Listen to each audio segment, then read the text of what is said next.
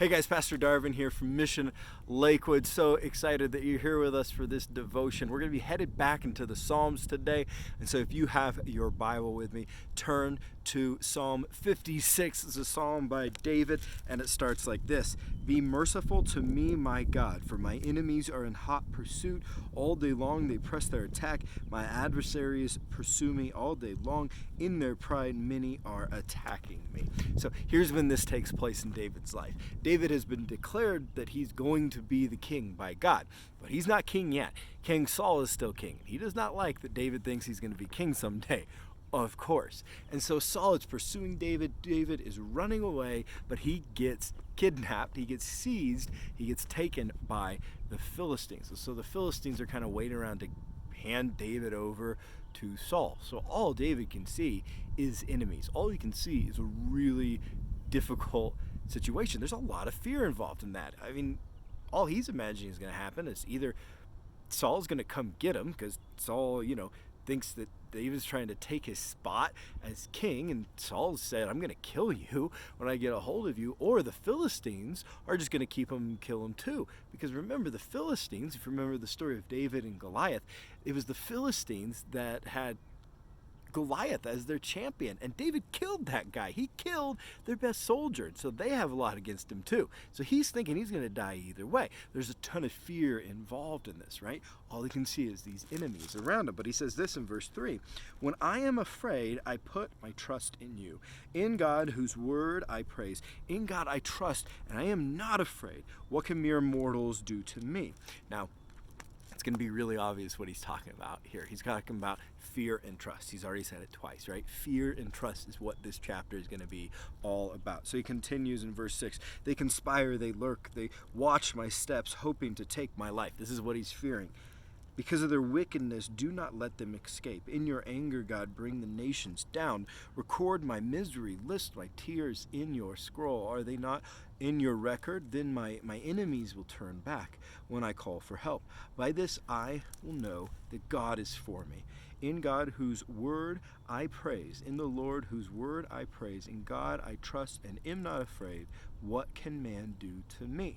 I am under vows to you, my God. I will present my thank offerings to you, for you have delivered me from death and my feet from stumbling, that I may walk before God in the light of life. So this chapter in the Psalms, it's all about fear and trust. Are we going to fear the world around us, or are we going to trust the God who loves us, right? And for David, he repeats this 3 different times that he's talking about fear and trust. He says in verse 3, when I am afraid, I put my trust in you. Then he says in verse 4, in God I trust and am not afraid.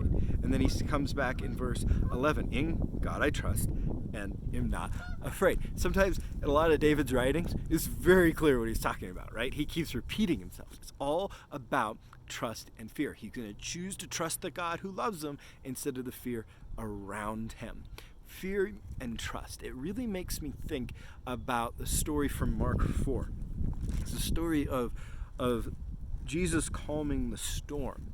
Because just like David was feeling fear about those enemies that were around him in Psalm 56, the disciples at this moment, they're feeling a lot of fear. They're just starting to get to know Jesus. They haven't really figured out this faith thing yet. And they're in this massive storm. And, well, here's what happens in Mark 4, starting in verse 35. That day when evening came, Jesus said to his disciples, let us go over to the other side. Leaving the crowd behind, they took him along, just as he was in the boat. There were also other boats with him. A furious squall came up, and the waves broke over the boat. That's scary, right? A lot of fear. So that it was nearly swamped. Jesus was in the stern, sleeping on a cushion. The disciples woke him and said to him, Teacher, don't you care if we drown? Feeling a lot of fear. He got up, rebuked the wind, and said to the waves, Quiet, be still. Then the wind died down, and it was completely calm. He said to his disciples, Why are you so afraid, right? All about fear and trust. Do you still have no faith?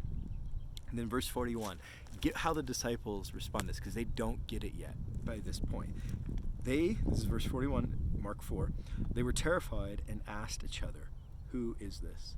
Even the wind and waves obey him. So again, this is early in Jesus' ministry, and they haven't figured out who Jesus is. And so they asked the question, who is this? The reason why they had fear is they didn't yet trust who Jesus was. They didn't really know who Jesus was. They didn't trust him. Because you see, the opposite of fearing the world around us is knowing the God who loves us.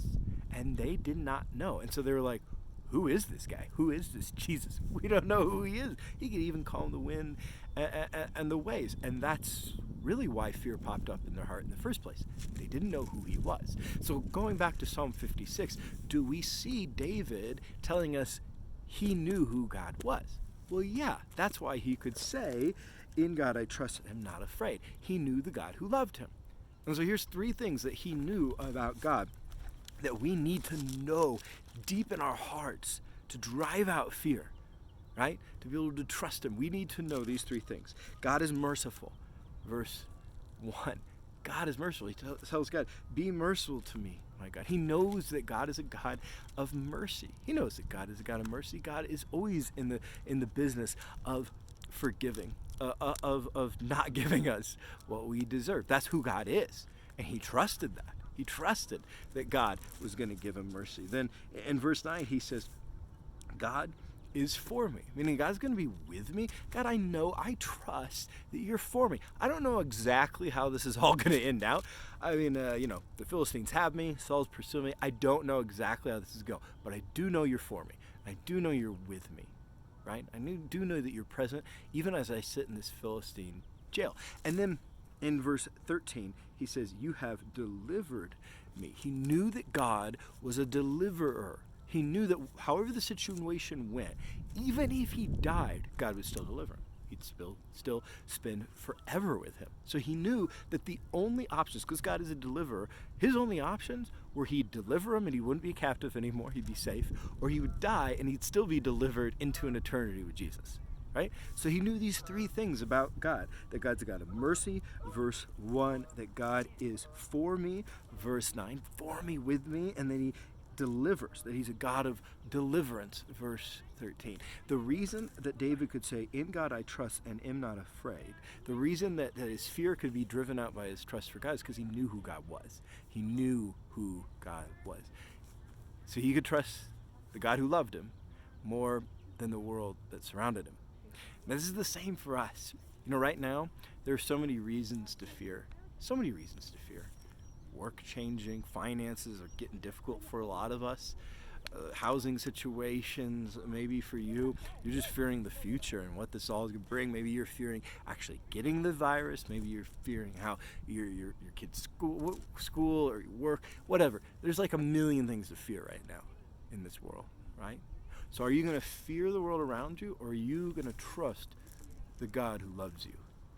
Well, to trust him, you got to know who he is. You got to know that he is for you, right? This is what David believed. He said, God's for me. Now, the interesting thing for David is he's sitting in a Philistine jail writing this. It'd have been really easy for him not to think God was for him. Even when we're in difficult, fearful situations like we are right now, we have to trust that God is for us. Do you trust that God is for you even in the difficult times? Well, that's how you have trust instead of fear. So trust that God's for you, that he's with you. Then trust his mercy. Trust that he is going to save your soul. That no matter what happens, he is going to give you mercy. Trust that. And then trust that he's going to deliver you. That even if you get the virus, you might recover through Christ's just supernatural healing through the Spirit. If you were to get it and you pass, wow, crazy thought, but God will still deliver you if you believe in his Son into an eternity with him. And we're all going to be grieving, but you're going to be rejoicing with him. Trust that delivery. And the other thing is trust that he's with you. I mean, just trust that during this time, he's with you. He's with you.